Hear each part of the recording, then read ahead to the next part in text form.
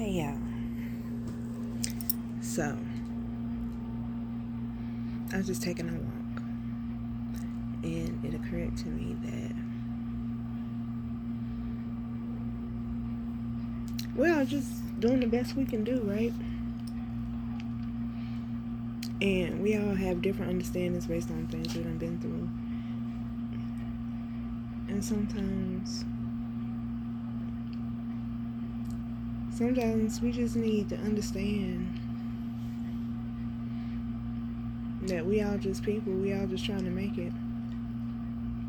We can be a helping hand to somebody that's just trying to do the best they can. And if you have something that they can use, even if it's a smile or a small gift, you never know what the things that you do for people, what it means. And I'm finding that the more I extend myself to the world, there's so much more to gain, and there's a fine balance.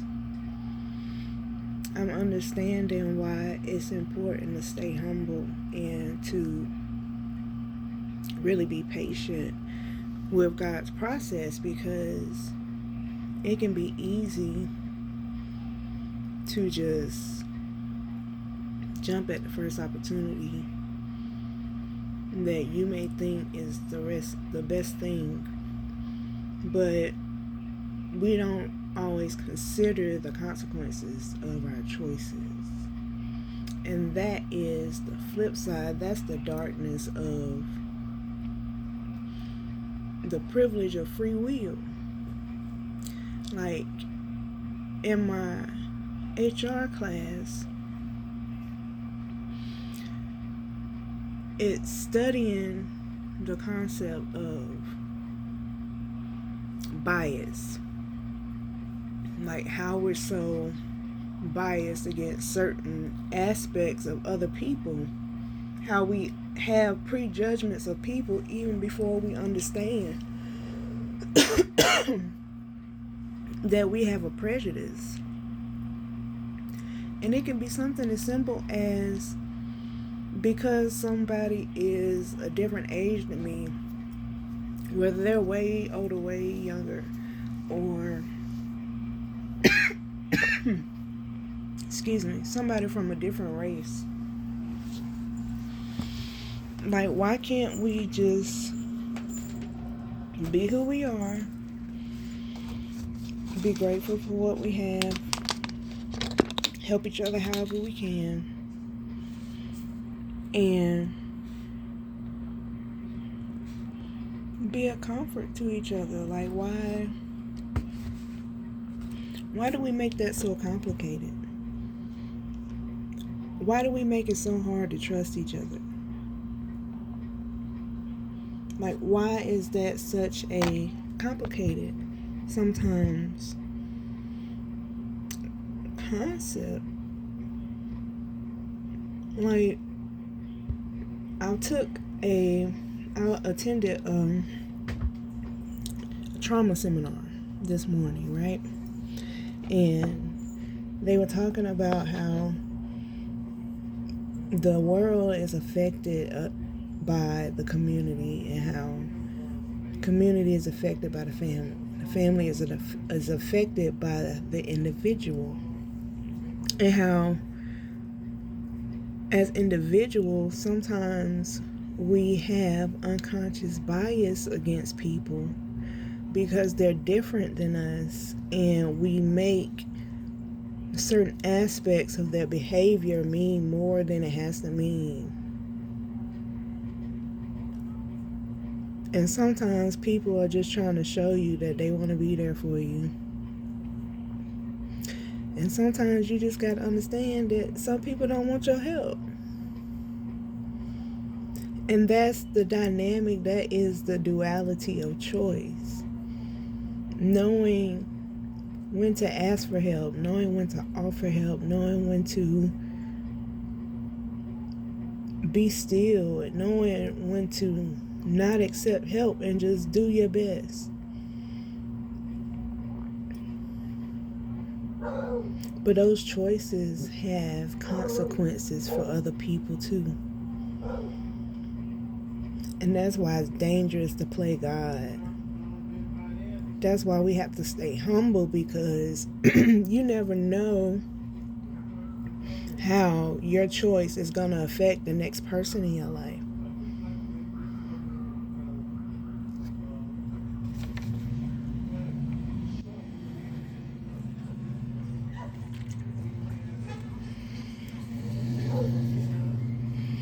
That's why a lot of people don't make choices. They just stay stuck where they at because they don't know what to do.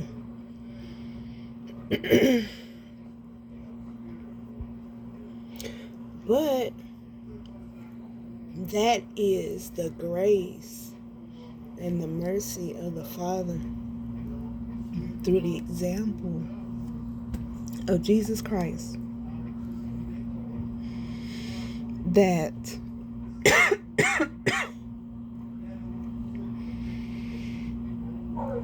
he made a sacrifice according to the law of this world that requires blood to satisfy the compact, the covenant that has been made before we even existed.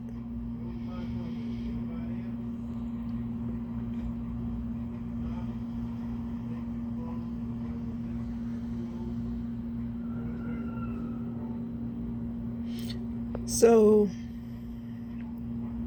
it's always important to stay in contact with the source, the Creator, the Most High.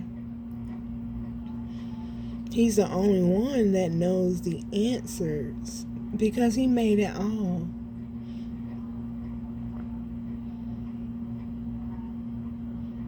And he knows, he knows before we even get here. He knows that moment that we're going to choose him. And he loves us enough to give us a chance. And he gave us an example through making himself one of us and giving himself a name.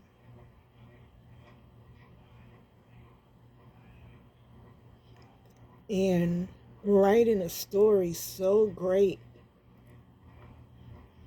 that it is recorded in history, in everything, in nature, everything in science is providing evidence.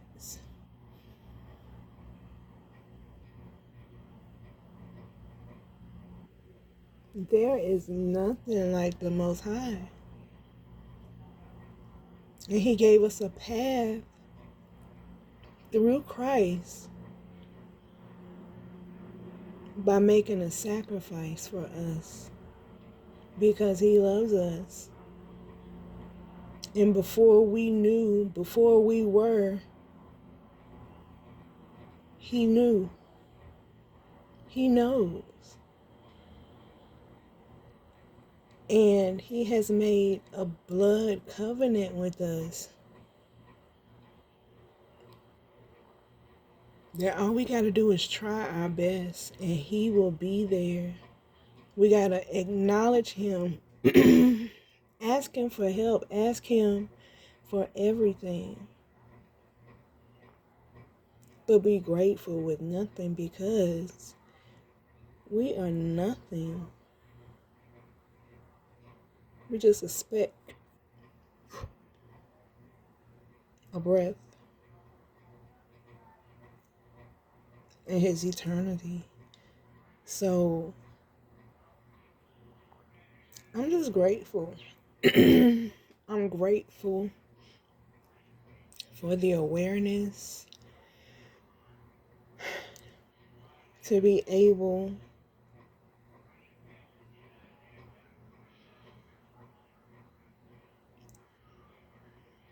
to know the difference. And there are so many choices. He gives us the wisdom to know the difference by creating a standard. And he said all we have to do is follow the standard. And he's going to make it so impossible that we can't follow the standard.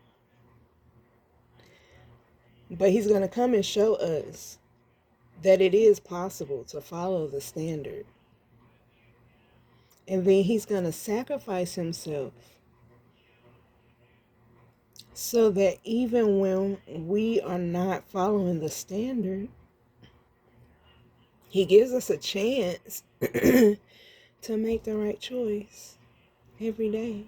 He says, every day I give you a new chance. As long as you wake up, you got another chance to make some good choices. And all you got to do is spend some time with me. And I'll tell you secrets. I will show you the way.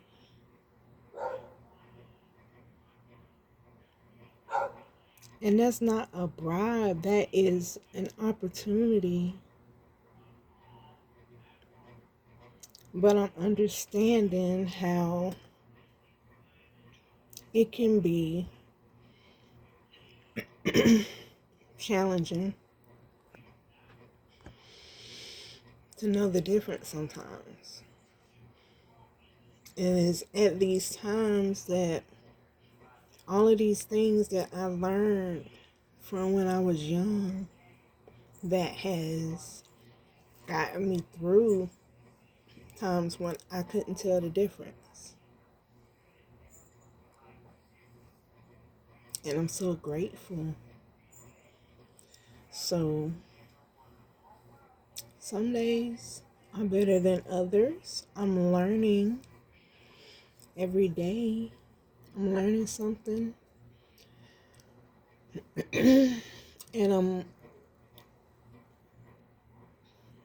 grateful to be able to think about things in different perspectives, because some situations that I have encountered and I do encounter in my life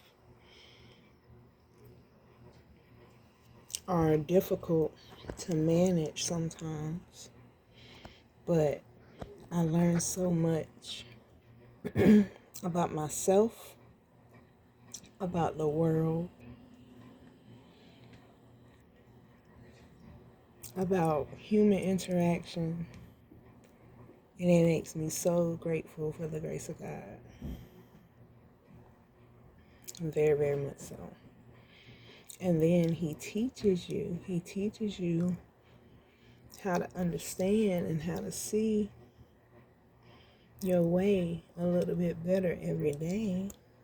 That is the light of the world. And then he gives you a gift of the Holy Spirit, which puts in your heart, it puts in your soul the desire to seek him. And then, as you seek him, you're going to start doing things that are a little bit outside the box sometimes. And you be like, what? But then he come through. Sometimes it's a nudge, sometimes it's a knowing, sometimes it's just a sign in the wind. But when you know him, you know how to see him. And it's so wonderful. I'm so grateful for his presence. And I'm grateful for the roadmap. That's the Bible. And I know it has been manipulated, but he works everything for our good. He uses it as a tool to teach us the standard And he makes the words the power. So the more you understand the standard, even though you can't keep it on your own power, like you need his help.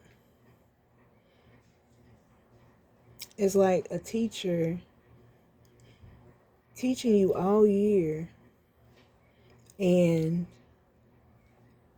giving you all the answers that you need for the test, testing you as they're teaching you to make sure that you're proficient in the information, and giving you the answers so that you know you're confident. And if you mess up, they say, just ask for help and I'll help you.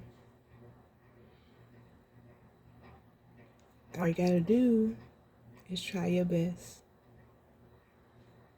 and I'll help you. Isn't that glorious? And he made this whole world, and he makes this whole world work together for our good collectively and individually, because he cares about us, because we are his masterpieces.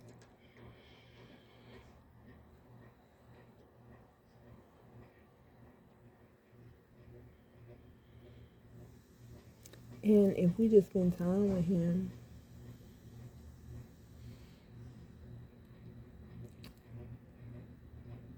it's life-changing. I started doing stuff that I did not understand, and it just happened automatically. And then once I went through the process and I started to understand why the things that I was doing became important, I'm so grateful, because I knew how to pass the test. But even though you know how to pass the test, sometimes it's hard because the test is made for you to fail.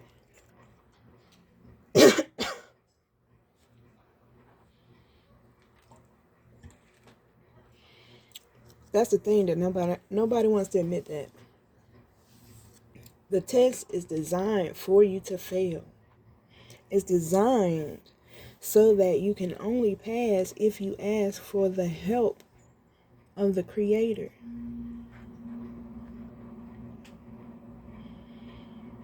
And he puts the desire in you to understand that. So then you start to seek for him, because the words that he gave us still have power, whether we understand how to use them or not. So the way that we speak to ourselves, the way that we speak to each other, creates trauma. The way that we stifle people's voices. We treat people the way that, like, they're nothing. And it creates such a dysfunction.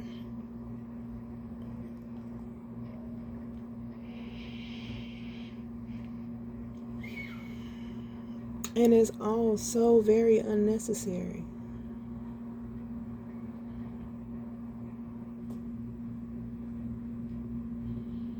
If we just do what we told and ask for help.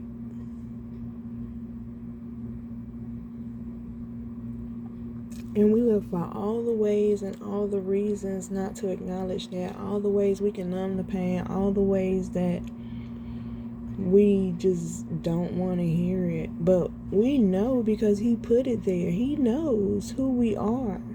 He knows what it's going to take, because he already saw the moment that we choose him.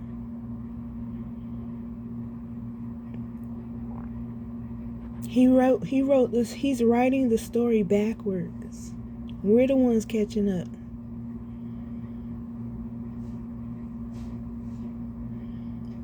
We are the past. He is our future. And the only way to be there to experience is to understand the plans that he has for us, because he created us. But he also gives us the free will to make a choice. So he's so loving, he's so abundant, that he gives us the time that we need. He creates the circumstances that are necessary. And that includes the little interactions that we have with each other that create that dysfunction, because that dysfunction is what creates the need for humility that is necessary to ask the Creator for help. So the more stubborn that we are, that we choose to disobey, we're only creating chaos for ourselves. He creates order out of chaos. He is the master creator. He's invisible, but you know he's there. God is real. And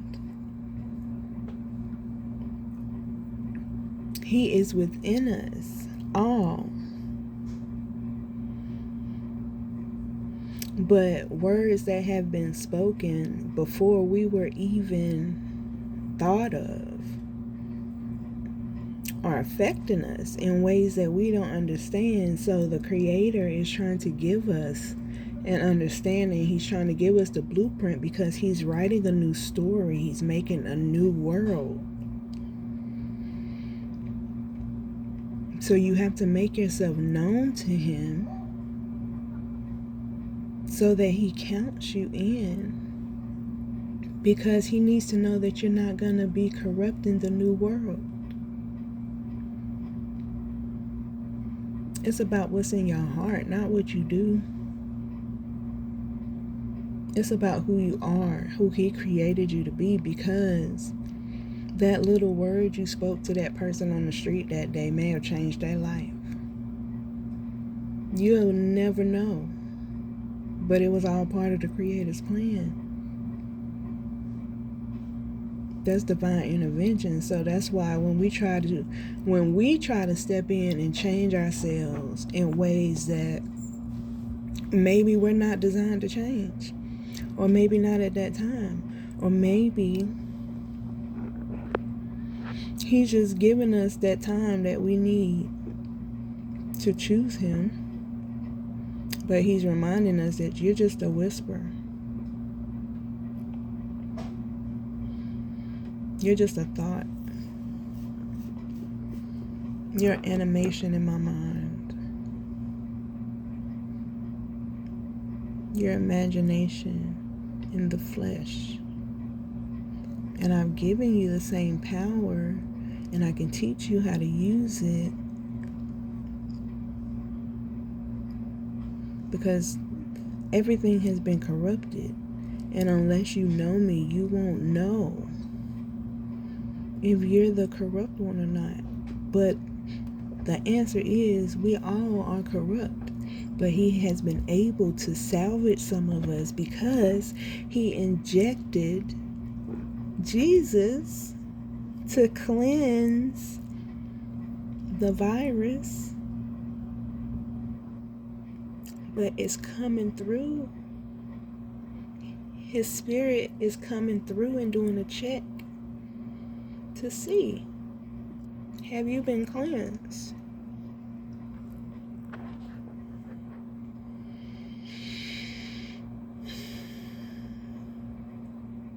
It's deep, but it ain't.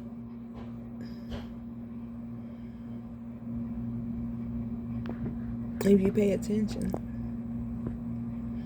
He told us to be like children. Children want to please their parents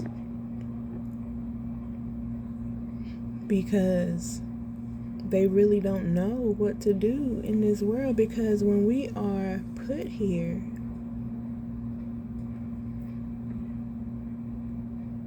we just are a shell in existence. There's no life until he breathes in us. And when he breathes in us, his breath of life infuses us with his being. But this shell that we're in, this flesh, it is the connection to this world. And it has its own needs.